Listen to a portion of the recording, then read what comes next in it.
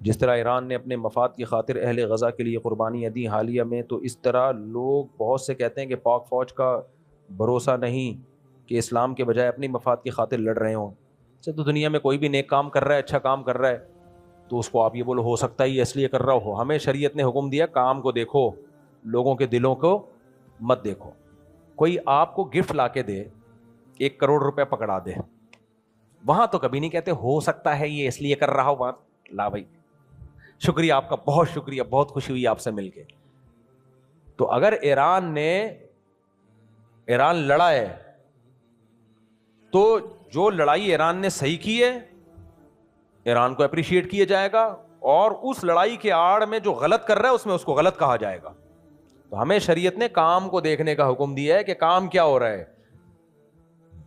اگر یہی سب کچھ ہم کرنا شروع کر دیں تو دنیا میں کبھی خیر پھیلے گی نہیں۔ امام نماز پڑھا رہا ہے، ہو سکتا ہے تنخواہ کے لیے پڑھا رہا ہو، میں یہاں بیان کر رہا ہوں، ہو سکتا ہے پبلک کو اکٹھا کرنے کے لیے، ٹائم پاس کرنے کے لیے کوئی ذریعہ نہ ہو، تو ہو سکتا ہے ٹائم پاس کرنے کے لیے یہ بیان کر رہے ہوں۔ ہو سکتا ہے انہوں نے 4 شادیاں کی ہی مشہور ہونے کے لیے ہوں، اس لیے تاکہ میں مشہور ہو جاؤں۔ ہو سکتا ہے کہ یہ داڑھی اس لیے رکھی ہوئی ہو لوگوں بیوقوف بنانے کے لیے۔ ہو سکتا ہے میرے ابا نے مجھے پڑھا لکھا کے بڑا اس لیے کیا کہ تاکہ میں ابا کو پیسے دیا کروں۔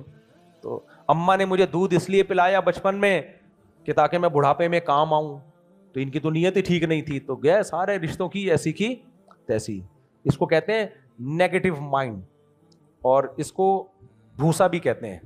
کہ عقل میں کیا بھرا ہوا ہے، آپ ان کو نہیں کہہ رہے، تو بیچارہ سوال پوچھ رہے، مثبت سوچا کرو۔